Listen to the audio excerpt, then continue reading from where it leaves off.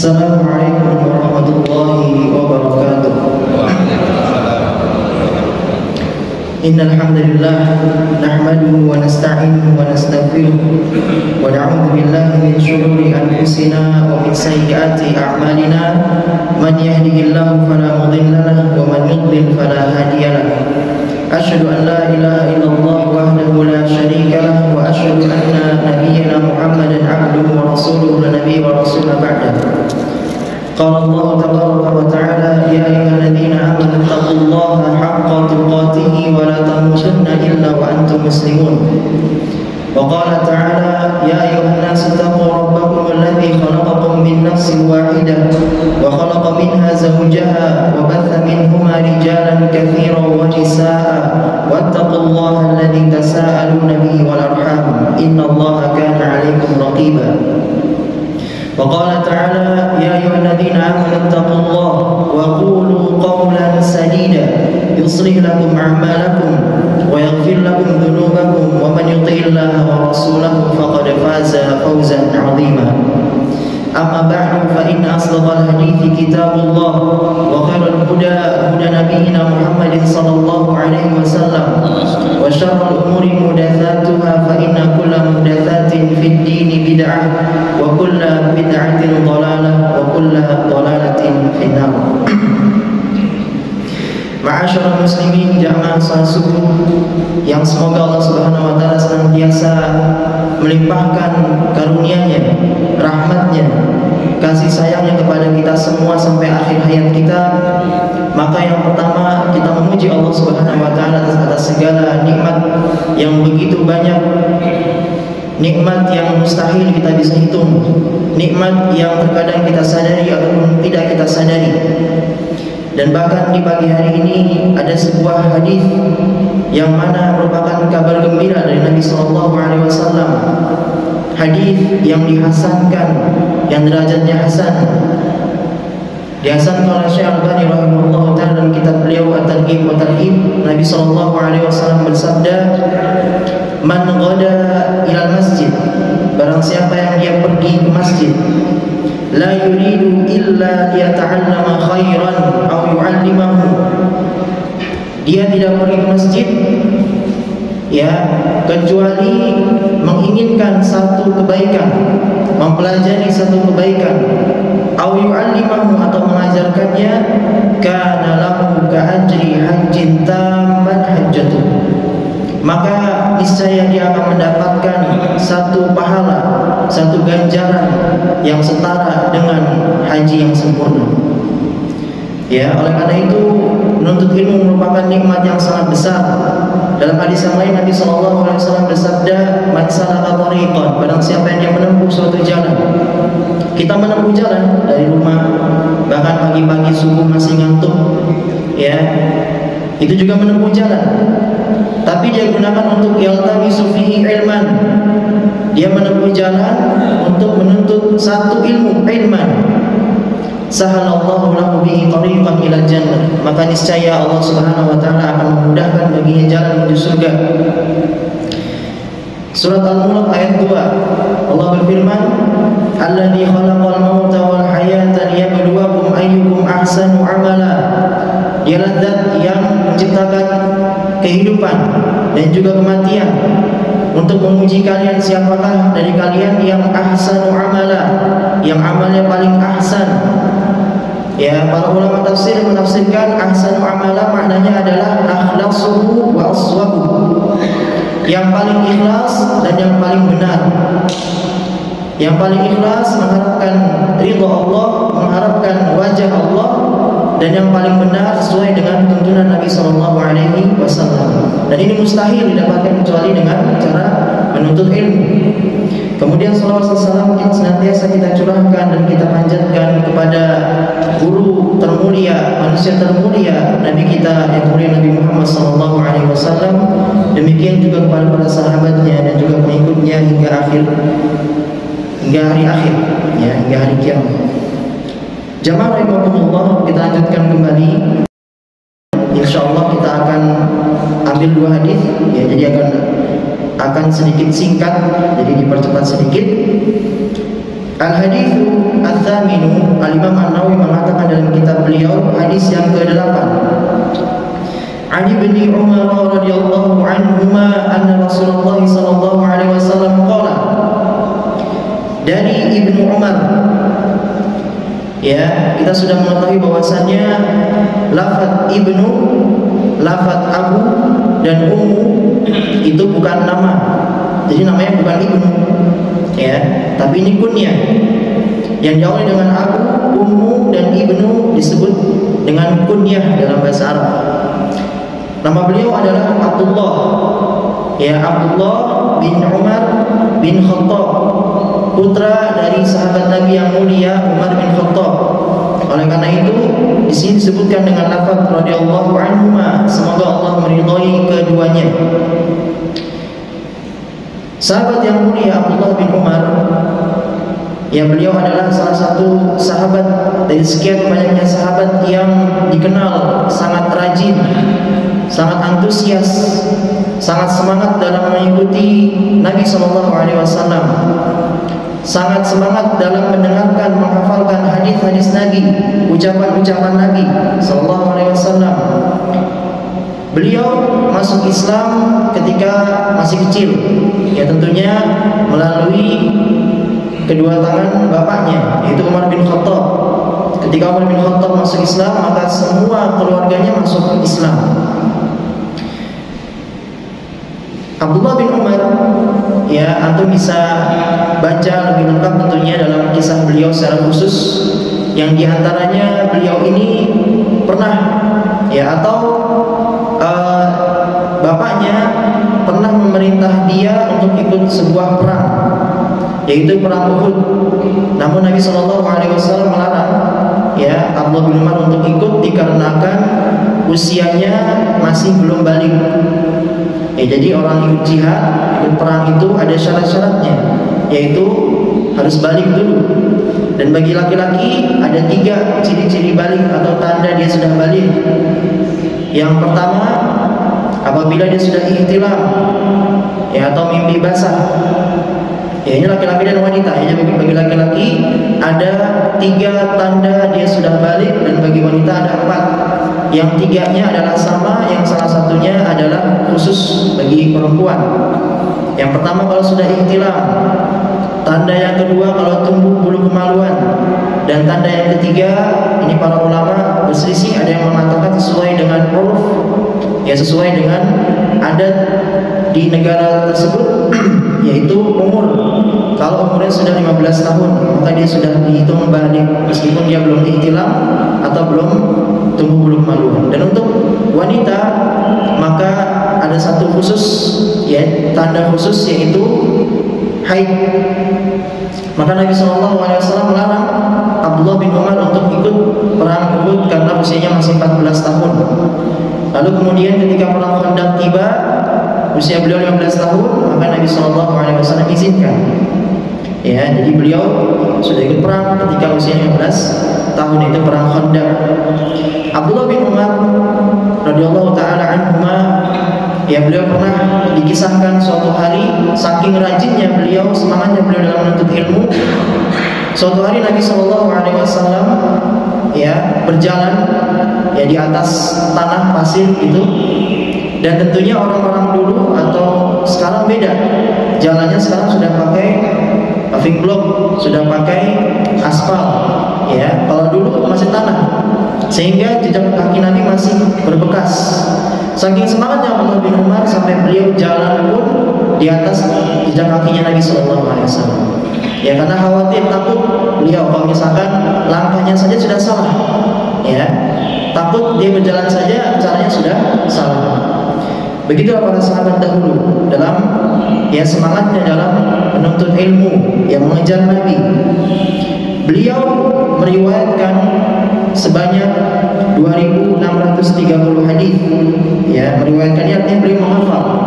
Beliau menghafal sebanyak 2.000-an, ya, ucapan Nabi SAW yang disebut sebagai hadis. Beliau wafat di Mekah, ya, pada tahun ke-73 Hijriah. Radhiyallahu taala anhum wa an sahabati ajma'in. Beliau mengatakan bahwasanya Nabi Shallallahu Alaihi Wasallam bersabda, "Umirtu an muqatilan nasa." Aku diperintahkan, kata Nabi Shallallahu Alaihi Wasallam, aku diperintahkan an muqatilan nasa, untuk memerangi manusia. Dalam bahasa Arab ada kata kerja yang bunyinya qatala, menggunakan alif. Qatala. Ada juga yang bunyinya qatala, enggak menggunakan alif. Maka dalam hadis ini jelas Nabi Shallallahu Alaihi Wasallam merinci dengan mengatakan uqatila, bukan aqtula. Qatala artinya memerangi, qatala artinya membunuh. Ya, apa bedanya memerangi dengan membunuh? Karena kalau memerangi belum tentu harus membunuh. Kalau memerangi belum tentu harus membunuh. Bisa jadi dia ditawan, ya. Bisa jadi kalau misalnya dia sudah menyerah, dibiarkan dia pergi. Adapun kalau teksnya aqtula, membunuh, maka semuanya ya harus sesuai dengan perintah, yaitu dibunuh. Namun Nabi SAW diperintahkan oleh Allah Subhanahu Wa Taala untuk memerangi saja, ya memerangi manusia sampai kapan? Hatta yashhadu an la ilaha illallah, sampai mereka yashhadu, bersaksi, mengucapkan dua kalimat syahadat, yaitu la ilaha illallah, asyhadu an la ilaha illallah, wa asyhadu anna Muhammadan Rasulullah. Dan syahadah di dalam bahasa Arab itu harus seimbang dalam dua hal, ucapan dan juga hati, lisan dan juga hati. Maka ketika seorang dia bersyahadat, jangan hanya lisannya saja. Ya, ini bagi orang yang mengucapkan. Jangan hanya lisan saja tapi hatinya tidak bersaksi. Dan bahkan patokannya itu adalah hatinya. Karena bisa saja lisan itu berdusta. Namun bagi orang yang tidak mengucapkan atau bagi orang yang melihat, menyaksikan orang yang bersaksi, maka cukup dihukumi dengan lisannya saja. Kalau orang sudah kita lihat dia bersaksi, maka cukup.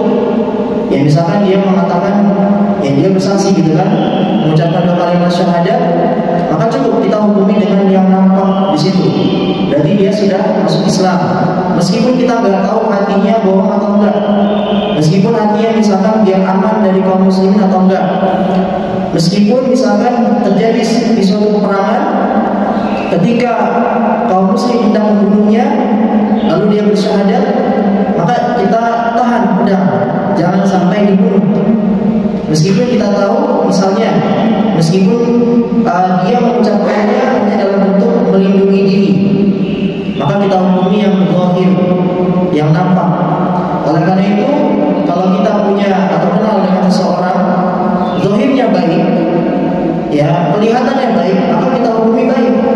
Meskipun di belakang alhamdulillah misalkan, ya tidak demikian, maka cukup kita hukumi yang nampak. Kemudian Nabi SAW melanjutkan, ya saya diperintahkan untuk memerangi manusia sampai mereka mengucapkan dua kalimat syahadat, wa yuqimus shalah, dan juga mereka menegakkan salat. Ya menegakkan salat. Jadi kalau seandainya ada kampung, negara yang tidak menyiarkan syiar Islam berupa azan atau iqamah, maka para ulama mengatakan ini adalah ciri tempat atau negara yang boleh diperangi. Ya ini hukum asalnya. Tapi kalau sekarang butuh dirinci. Ya kalau zaman ini butuh dirinci. Ya jangan kita anggap setelah belajar ini nanti terbang ke negara kafir itu perang lah. Ya yang pertama ini berlaku, hadis ini berlaku untuk pemimpin, setiap pemimpin atau yang ingin menjadi pemimpin, ya sehingga dia memiliki wewenang yang luas, maka dia tinggal perintah. Tapi seorang pemimpin juga harus faqih, harus paham fikih. Ya para imam secara umum, bukan imam salat saja, maka dia harus faqih, paham fikih. Ya. Oleh karena itu dia harus tahu bahwasanya ada macam-macam golongan kelompok kafir yang boleh diperangi dan yang haram diperangi.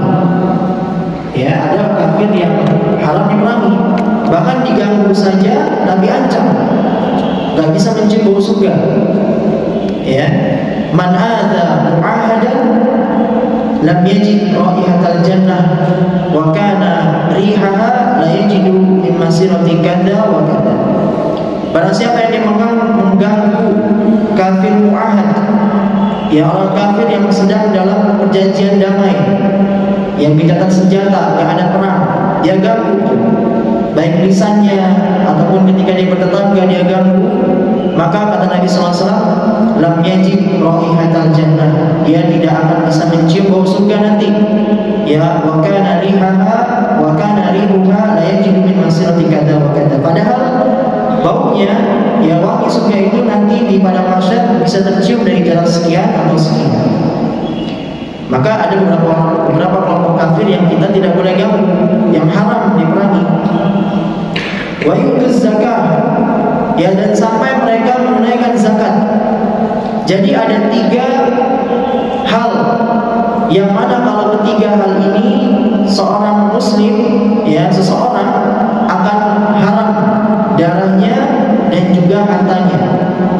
Yaitu dia mengucapkan 2 kalimat syahadat, lalu kemudian dia sholat, dan kemudian dia menunaikan zakat.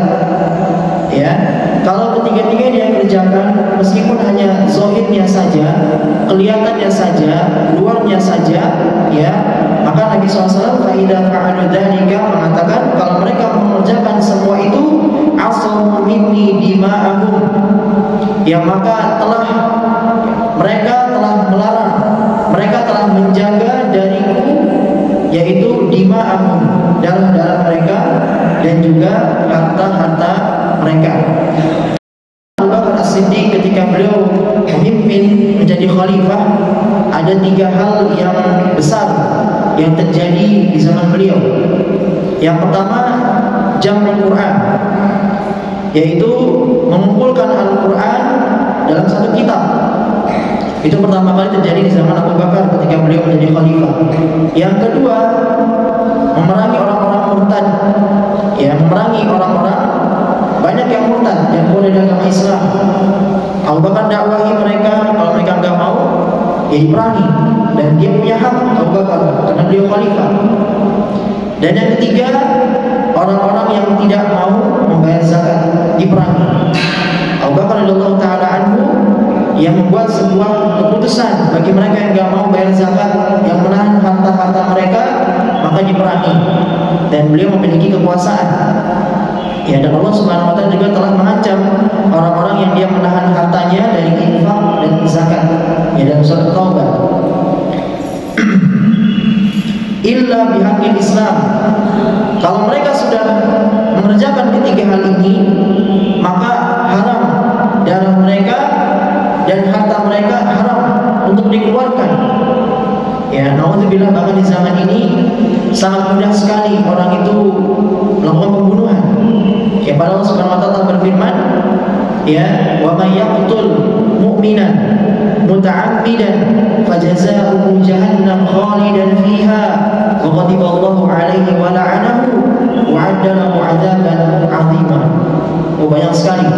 Ya, wa man yaqtul mu'minan, barang siapa yang dia atau Allah Azza wa Jalla membunuh seorang mukmin muta'ammidan, secara sengaja, bukan secara hak Islam, bukan dengan cara menegakkan had, ya, misalkan dia mencuri atau dia membunuh orang lain, ini boleh secara hukum Islam kalau menegakkan kisos, ya. Tapi dia membunuhnya muta'ammidan, sengaja, benci atau musuhan, ya, atau karena rebutan warisan dan sebagainya, fajazaa'uhu jahannam, maka balasan baginya neraka jahanam. Allah sudah booking ke tempat, ya, jahanam. 1, khalidan fiha, kekal di situ, ya, khalidan fiha. 2, wa ghadiballahu 'alaihi, dan Allah murka atasnya. 3, wa la'anahu. 4, apa? Allah melaknat dia. Itu 4. wa'adda lahu 'adzaban 'adziman. Allah siapkan baginya azab yang azim, yang berat. Ya. Bahkan dalam sebuah athar, dalam sebuah riwayat dikatakan bahwa Nabi SAW bersabda bahwa dunia dan seluruh isinya ini jika dibandingkan dengan setetes darah seorang mukmin, kata Nabi SAW, itu di sisi Allah lebih berharga darah mukmin setetesnya aja daripada dunia dan seisinya. Ya, maka dari itu jangan sembarangan kita menzalimi saudara kita, memukul sampai berdarah atau bahkan membunuhnya, na'udzubillah. Ya mungkin di dunia ini belum kita rasakan, tapi nanti ketika hari pembalasan telah ditegakkan, maka semuanya akan diadili dengan adil. Kecuali dengan hak Islam, yaitu dengan menegakkan had, ya, wa hisabuhum 'ala Allah Ta'ala, dan juga tentunya hisab mereka, balasan mereka itu adalah haknya Allah. Ya, jadi kalau misalkan kita secara zahir melihat orang sudah mengucapkan syahadat, menegakkan sholat, membayar zakat, meskipun enggak puasa Ramadan, ini hukumnya beda lagi.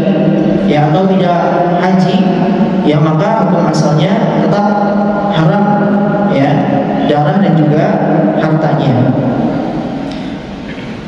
Kemudian faedah yang bisa kita ambil dari hadis ini, yang pertama adalah hukum asalnya yaitu wajib memerangi manusia. Hukum asalnya wajib memerangi manusia sampai mereka masuk Islam. Ya, perlu diingat bahwa ini berlaku untuk para pemimpin, ya bukan kita-kita. Ya, namun hukum asalnya wajib, dan para pemimpin harus belajar fikih, mana yang boleh diperangi, mana yang nggak boleh.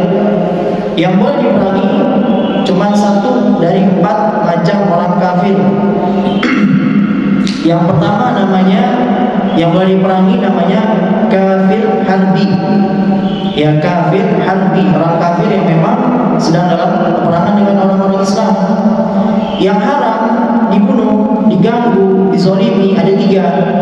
Yang pertama kafir zimmi, ya, orang-orang kafir yang dalam tanggungan orang-orang Islam, ya, dia bertetangga atau hidup berdampingan dengan orang-orang Islam, maka ini haram diganggu.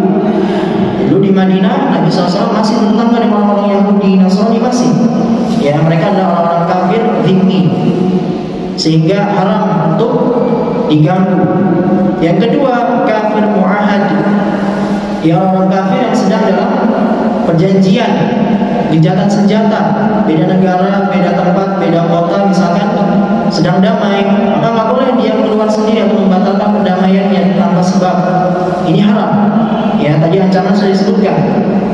Lalu yang ketiga yang tidak boleh diusik juga adalah kafir musta'man, orang-orang kafir yang dia itu dalam keadaan perang, ya, A sama B lagi perang, kafir sama muslim lagi perang, tapi dia musta'man, dia datang ke negeri muslim dalam keadaan meminta aman, misalkan diutus, ya, buat menyampaikan pesan, atau dia berdagang. Ini musta'man dan tidak boleh, haram untuk dibunuh. Yang kedua, wajibnya mengucapkan syahadat, yang 2 kalimat syahadat sesuai atau mengucapkannya dengan lisan dan mengakuinya dengan hati. Ini bagi individu. Ya, makanya rukun Islam itu ya sering kita dengar yang pertama kalimat syahadat. Nah, ini kurang tepat. Yang betul adalah mengucapkan 2 kalimat syahadat, dan harus tidak hanya dengan lisan saja, tapi juga dengan hati. Ya, tapi kita hukumi secara zahir saja. Misalkan kaum muslimin lagi perang lawan orang-orang kafir, terus ketika dia ingin ditembak atau ingin disabet dengan pedang, dia bersyahadat, maka jangan sampai kita lanjutkan, ya, tembakan ataupun sabetan pedang itu, karena kita hukumi dengan zahir saja. Meskipun misalnya, ya, meskipun dia memang mengucapkan itu biar dia aman, gak dibunuh, ya. Nah, tadi kita kita tugasnya hanya menyampaikan saja, hanya melihat zahirnya saja. Ya, adapun masalah hati, maka hisabuhum 'ala Allah, maka hisabnya nanti sama Allah. Ya, makanya dalam sebuah perang terjadi, sahabat Nabi Usamah bin Zaid, anaknya sahabat Nabi Zaid bin Harisah, pernah ketika itu dia berperang duel dengan orang-orang kafir. Lalu ketika ingin ditebas, orang kafir ini mengucapkan syahadat, tapi tetap dibunuh sama Usamah, tetap dibunuh. Ya, lalu dilaporkan kepada Nabi SAW dan Nabi memanggil, ya wahai Usamah, apakah engkau telah membunuh orang yang mengucapkan syahadat? Usamah mengatakan, wahai Rasulullah, dia itu mengucapkan cuma biar dia itu aman, enggak dibunuh. Ya, maka Nabi membalas dengan mengatakan, afala syaqaqta an sadrihi atau an qalbihi, tidakkah kau sekalian saja itu boleh dadanya, ya, lalu kau lihat di hatinya itu, ya, aqalaha amla, apakah dia benar-benar mengucapkan atau tidak? Begitu kan Nabi SAW. Artinya tugas kita hanya melihat zahirnya saja, batinnya yang di belakang itu maka kembalikan kepada Allah. Ya, kita tidak boleh menghukumi orang ini nggak baik, ya, tapi dia zahirnya baik, rajin ke masjid, ya, akhlaknya baik, ya. Lalu orang itu suzon misalkan, ya, suzon juga ini juga baik, ya, orang ini begini dan begitu. Atau misalkan ada imam baca, lagi imam gitu kan, baca surat, baca ayat, terus misalkan imamnya nangis, lalu makmumnya di belakang, ini imam, ya, cuman biar di ya, sosok nangis gitu kan. Ini tidak boleh, ya, karena seorang muslim tugasnya hanya melihat zahirnya saja, dan tentu saja bahwasanya dzan itu adalah hal yang tidak boleh, ya. Suudzon sebagaimana Allah katakan dalam surat Al-Hujurat, ya, itu adalah perkara yang dusta, ya. Demikian. Lalu faedah yang ketiga, bahwasanya peperangan itu atau memerangi orang-orang kafir itu, ya, tidak hanya selesai dengan dia mengucapkan asyhadu an la ilaha illallah saja, tapi dia asyhadu anna muhammadannya enggak. Ya, artinya dia harus mengucapkan dua-duanya, syahadat kepada Allah dan syahadat kepada Rasulnya. Dan bagi yang mengucapkan syahadat, jamaah rahimakumullah, ya, jangan hanya dipelajari atau diucapkan secara lisan saja, tapi dipraktekkan, ya, dikerjakan konsekuensinya. Orang yang dia mengucapkan bersaksi, bersyahadat bahwasanya tidak ada Tuhan yang berhak disembah selain Allah, maka konsekuensinya adalah, ya, dia harus meninggalkan semua sesembahan selain itu, selain Allah, tinggalkan kesyirikan, ya. Dan juga bagi orang yang dia bersaksi bahwasanya Nabi Muhammad utusan Allah, maka konsekuensinya dia harus mengikuti tuntunan beliau, mengamalkan amalan sesuai dengan ajaran beliau, ya. Maka dari itu di zaman ini alhamdulillah wasilah-wasilah menuju ilmu mudah sekali, ya. Buku dicetak, majelis-majelis juga banyak, maka datang. Dan seorang muslim yang tidak pantas kalau misalkan dia hanya belajar dari satu guru, ya. Jadi dia punya guru satu itu aja, nggak mau yang lain, ini juga sama. Para ulama dulu mereka gurunya ratusan, ya. Imam An-Nawawi saja dikatakan guru beliau 300 guru beliau. Itu karena beliau safar pergi, dan usia beliau cuma 36 tahun, tapi beliau bisa berguru ke banyak guru seperti itu. Ya, maka kaum muslimin kalau misalnya ada kajian, jangan cuma satu didatangi, atau jangan cuma maunya guru A saja atau guru B saja, tapi semuanya didatangin. Karena kita nggak tahu, barangkali yang A saja belum tentu benar, sehingga Allah berikan bukakan pintu hidayah di guru yang B, di guru yang C, dan seterusnya, ya. Demikian. Maka dari itu konsekuensi dari mengucapkan syahadat, ya, tadi meninggalkan sembahan selain Allah dan juga mengakui dan mengamalkan setiap apa-apa yang datang dari Nabi SAW. Kemudian faedah yang berikutnya adalah wajibnya menunaikan zakat. Ya, dan zakat ini sudah Allah berikan takarannya, sudah Allah berikan orang-orang yang menerimanya siapa saja. Yang antum bisa cek dalam surat At-Taubah ayat 60. Ya, ada 8 golongan orang yang dia menerima zakat. Ya, innamas shadaqatu lil fuqara'i wal masakina ya wal 'amilina 'alaiha wal mu'allafati qulubuhum wa fir riqabi wal gharimin wa fi sabilillah wa bin sabil. Itu ada 8 kelompok golongan yang berhak menerima zakat. Jadi kalau misalkan selain ini, ya maka zakatnya nggak sesuai orang-orangnya karena nggak pas. Faedah berikutnya, hukum asal dari darah dan harta orang kafir halal, hukum asalnya. Tapi kalau sudah kita belajar fikih, ya di zaman ini maka ada rincian-rinciannya kayak tadi. Ya, dia tetap haram karena dia misalkan kafir dhimmi atau kafir mu'ahad atau kafir musta'man, maka haram untuk diganggu. Namun hukum asalnya adalah halal.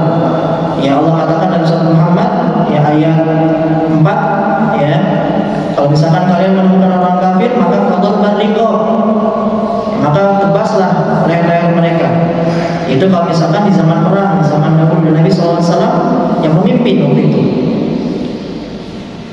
Faedah berikutnya, tugas kita sebagai seorang muslim adalah menilai lahiriah saja, ya, menilai seseorang dari lahirnya saja, zahirnya saja. Jangan kita menghukumi seseorang itu yang zahirnya baik, tapi misalkan dia di belakang dan hanya Allah yang tahu, nggak baik. Baik, hadis yang berikutnya, hadis yang ke-9. Al-haditsu at-tasi'u, hadis yang ke-9, an Abi Hurairah Abdurrahman bin Sakhr radhiyallahu taala anhu, dari sahabat yang mulia Abu Hurairah. Nah, ini sahabat yang sangat masyhur sekali nama beliau, ya. Abu Hurairah jelas yaitu bukan nama asli. Ya, namanya bukan Abu Hurairah, tapi itu kunyah karena diawali dengan Abu. Nama beliau adalah Abdurrahman, ya, bin Sakhr, dan itu yang paling populer. Ada juga yang mengatakan nama beliau itu Abdullah, ya. Beliau ini masuk Islam pada tahun ke-7 Hijriah. Bersama Nabi cuma 4 tahun, Bapak. Bersama Nabi cuma 4 tahun, tapi beliau adalah sahabat yang paling banyak menghafal hadis Nabi. Yang paling banyak, nomor 1, ya. Maka dari beliau saja kita bisa belajar. Yang antum yang merasa misalkan umur saya sudah sekian, sudah terlambat, lah, ya, itu belum terlambat. Terlambat itu kalau misalkan ajal sudah bicara, datang gitu kan, belum belajar baru terlambat namanya. Tapi kalau masih dikasih kehidupan, ya, dan juga waktu buat belajar atau manfaatkan buat belajar, maka belum terlambat. Ya, Abu Hurairah, beliau 4 tahun bersama Nabi, modalnya cuma tinggal di emperan masjid. Beliau itu ashabus suffah, nggak punya rumah. Ya, ashabus suffah itu orang-orang yang ini tembok luar masjid dibikin atap, terus bikin tembok gitu pakai terpal atau pakai tembikar, lalu tinggal di situ. Itu ashabus suffah. Ya, beliau baju cuma 1, kain top. Kalau lapar itu batu bata diikat di perut karena nggak ada makanan. Tapi itu nggak menghalangi beliau untuk menghadiri majlis taklim. Ya, kita yang punya kemampuan makanan, kendaraan, semua maunya Allah kasih. Ya, apakah kita tidak malu dengan Abu Hurairah? Ya, oleh karena itu, ya jamaah rahimakumullah, ada banyak tentunya contoh-contoh dari orang-orang terdahulu. Ya, bagaimana mereka luar biasa dalam belajar, luar biasa dalam menyimak hadis, menyimak ayat, ya, dan mempelajari serta untuk mengamalkannya. Abu Hurairah, beliau itu dulu namanya Abdus Syams. Sebelum masuk Islam, nama beliau Abdus Syams. Abdul, hamba, Asyamsu, matahari, hambanya matahari. Ya, nama-nama seperti ini dilarang oleh Nabi SAW. Maka ketika beliau masuk Islam, diganti menjadi Abdul Rahman, ya, hamba Rabb yang maha pengasih. Beliau masuk Islam ketika usia beliau 28 tahun, dan beliau meriwayatkan sekitar 5.374 hadis, ya. Dan ini kata para ulama belum semua, karena ada hadis-hadis khusus yang ketika itu Nabi bersama Abu Hurairah berduaan saja, Nabi berwasiat, wahai Abu Hurairah, jangan sebarkan, ya, jangan sebarkan. Jadi ada hadis-hadis yang Nabi perintahkan disembunyikan dulu, ya, dan hanya Abu Hurairah yang tahu. Maka ini belum semuanya. Dan tentu saja Nabi perintahkan itu untuk sebuah hikmah, yang perintah dari Allah juga. Ya, beliau ini apakah 5.000 ini hafal semua? Hafal semua. Dalam sebuah riwayat yang diriwayatkan oleh Al-Hafidz Ibnu Hajar dalam kitab beliau Al-Isabah, dan riwayat ini sanadnya jayyid. Ya, jayyid itu masih tergolong hasan. Ya, suatu hari Abu Hurairah pernah berdoa di masjid. Allahumma inni as'aluka ilman la yunsa. Ya Allah, aku memohon kepadamu ilmu yang enggak pernah dilupakan. Maka Nabi mendengar itu dan Nabi aminkan. Nabi aminkan, Allah kabulkan. Ya, maka Abu Hurairah luar biasa, 5.000 hadis, Al-Quran besertanya. Para sahabat semuanya menghafal Al-Quran 30 juz. Ya, Al-Quran besertanya. Kalau hadis, ya mereka luar biasa. Ya, Abu Hurairah sampai 5.000-an hadis beliau hafal tanpa ada satu huruf yang beliau lupa. Beliau wafat di Madinah pada tahun ke-59 Hijrah. Ya, radhiyallahu ta'ala anhu wa 'anil sahabati ajma'in. Abu Hurairah mengatakan, sami'tu Rasulullah sallallahu alaihi wasallam yaqul, aku mendengar Nabi sallallahu alaihi wasallam bersabda, ma nahaitukum anhu fajtanibuhu. Segala sesuatu yang aku larang atas kalian, fajtanibuhu, maka tinggalkan semua. Wa ma amartukum bihi fa'tu minhu mastata'tum, dan segala sesuatu yang aku perintahkan kepada kalian, fa'tu minhu mastata'tum, maka datangilah, kerjakanlah, mastata'tum, sesuai dengan kemampuan kalian. Ya. Maka dalam penggalan hadis ini para ulama membuat sebuah perbedaan, membuat sebuah kaidah. Kalau teksnya dalam hal larangan, ya teksnya dalam hal larangan, maka wajib ditinggalkan seluruhnya. Wajib ditinggalkan seluruhnya. Tapi kalau teksnya dalam perintah, ya perintah, maka wajib didatangi seluruhnya sesuai dengan kemampuan. Nah, bedakan. Kalau larangan nggak ada sesuai dengan kemampuan.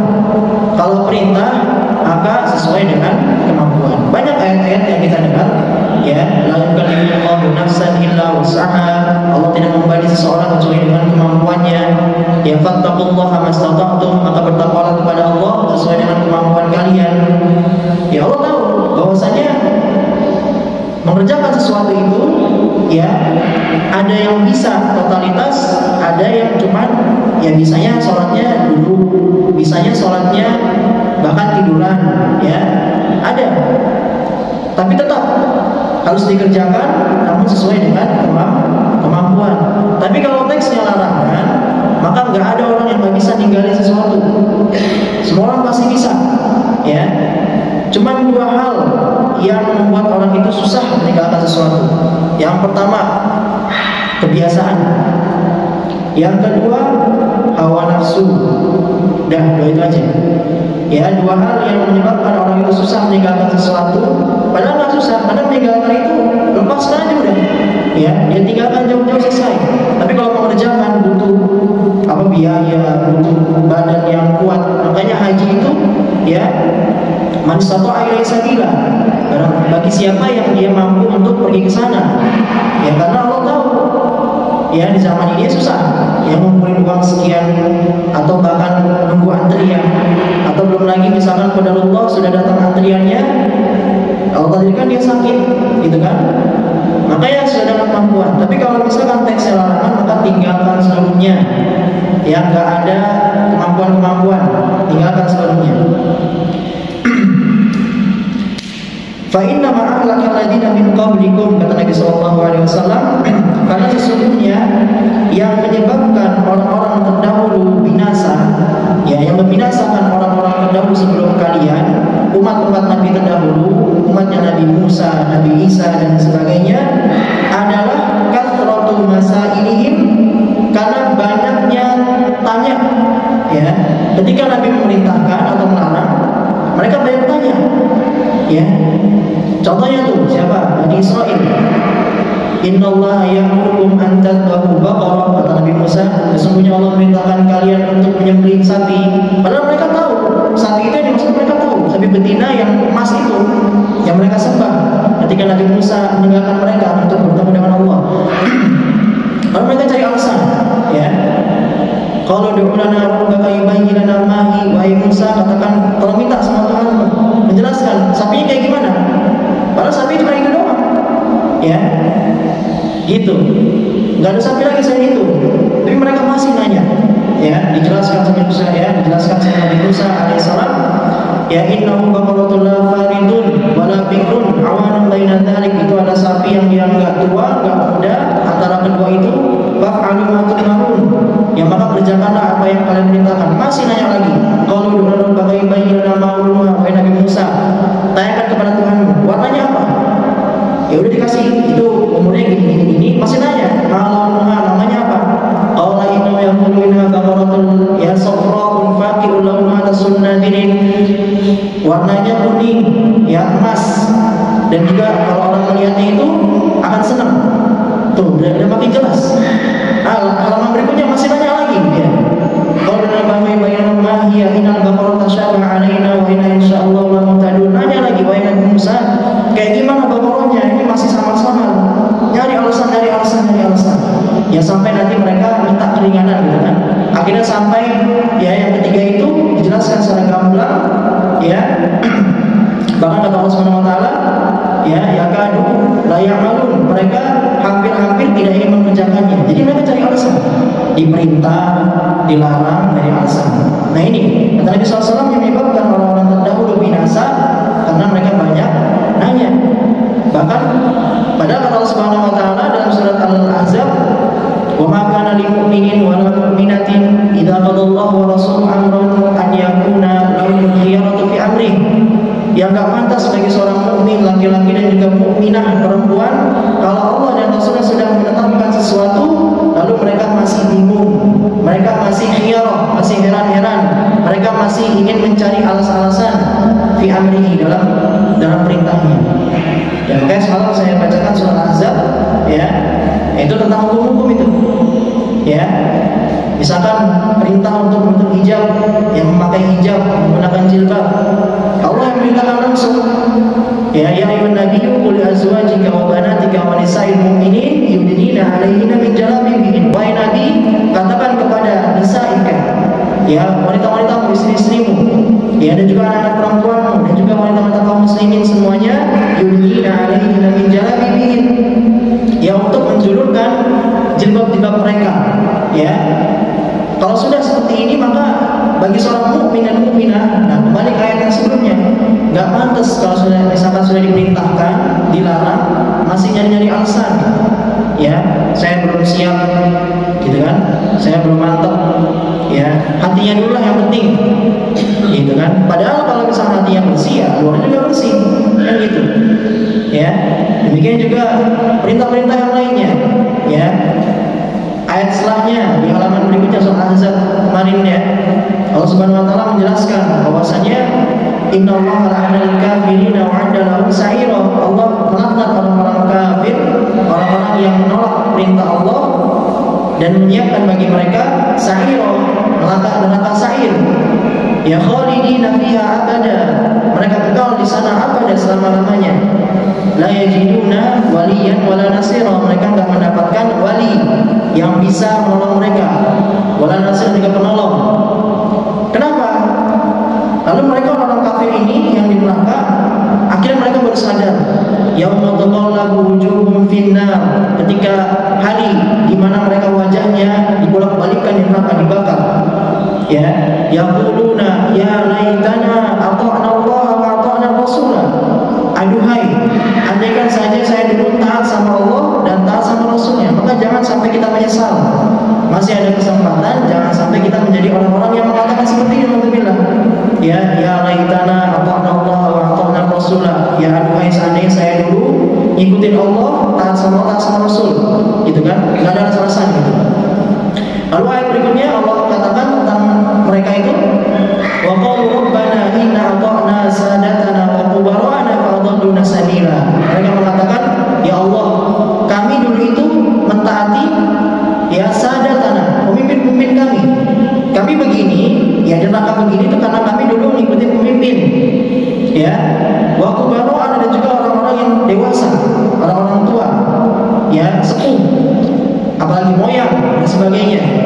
Fa'adalluna sabila, namun mereka menyesatkan kami. Ya, bahkan mereka yang diazab ini, yang ikutin itu mengatakan lagi setelahnya, ya wa qalu rabbana atihim dhifaini minal adab. Rabb kami, wahai Rabb kami, atihim dhifaini minal adab.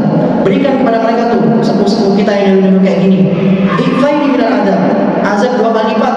Nah, digituin sampai pengikutnya. Gitu akan saling salah-salahan. Ya, al-akhillau yawma idzin ba'dhum li ba'din aduwwun illal muttaqin, kata Allah. Al-akhillau, orang-orang yang di dunianya mereka mengaku sahabat, berteman sehidup semati. Ya, al-akhillau itu jamak dari khalil. Khalil itu dalam bahasa Arab derajat pertemanan yang paling tinggi.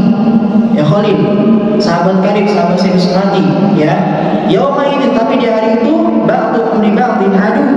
Di hari itu kelak mereka sebagian mereka dengan yang lainnya akan saling bermusuhan, salah-salahan. Ya Allah, dia dulu mukul saya, ya, dia dulu punya hutang, bayar-bayar ya Allah, gitu. Ditagih-tagih gitu, biar mereka dapat pahala, agar pahala itu apa? Bisa beratkan timbangan mereka. Illal muttaqin, kecuali orang-orang yang bertakwa, kata Allah Azza wa Jalla. Maka orang-orang yang berteman yang akan berlandaskan dengan takwa, karena kesolihan, karena takwa, itulah orang-orang yang berbeda dengan orang-orang yang berteman karena dunia. Ya. Nah, waqtilafuhum ala anbiya'ihim, dan juga perselisihan mereka atas nabi-nabi mereka. Jadi dua sebab yang menyebabkan orang-orang terdahulu umat sebelum kita, maksud Nabi Muhammad SAW, binasa itu karena dua sebab. Yang pertama, ketika mereka mendengarkan perintah, larangan, mereka nyari-nyari alasan, atau ikhtilaf, mereka berselisih. Nah, itu apa namanya, di ayat yang lain gak gini, ya di sana kayak gitu. Ya, maka kewajiban kita sebagai seorang muslim, kalau kita mendengarkan perintah, kerjakan sudah. Ya, kerjakan, tapi harus berdasarkan dengan dalil. Ya, karena agama itu gak dengan akal. Oleh karena itu, ucapan yang mengatakan ya selama baik maka kerjakan, ini juga kurang tepat, karena kita nggak tahu baik mungkin menurut antum, tapi bagi Allah belum tentu baik. Ya, ini namanya beramal dengan akal. Kalau dengan dalil maka sudah pasti baik dan benar.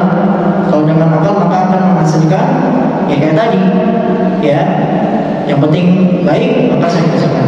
Nah, wallahu ta'ala alam, ya itu yang bisa kita bahas di hari ini. Kurang dan lebihnya mohon maaf. Ya, barakallahu li wa lakum. Dan jika ada pertanyaan mungkin dipersilakan satu pertanyaan atau dua pertanyaan. Kalau tidak ada maka kita cukupkan. Tafadhol. Baik, tidak ada pertanyaan. Nah, alhamdulillah, berarti jelas insyaallah. Ya, bukan karena takut tadi ya, bukan karena banyak tanya tadi, bukan. Kalau belajar ya tanya gitu. Ini bagi mereka yang nanya-nanya kalau misalkan sudah jelas teksnya, ya. Tapi kalau misalkan ingin butuh tafsir, rincian, maka ditanyakan. Ya, ini dikecualikan bagi orang-orang yang menuntut ilmu. Ya, dikecualikan bagi orang yang menuntut ilmu. Wallahu ta'ala alam. Ya, sekali lagi mohon maaf jika ada kekurangan atau kalimat yang kurang berkenan, maka astagfirullah li wa lakum. Kita tutup dengan doa kafaratul majlis. Subhanallah wa bihamdihi, asyhadu an la ilaha illa anta, astaghfiruka wa atubu ilaik. Assalamualaikum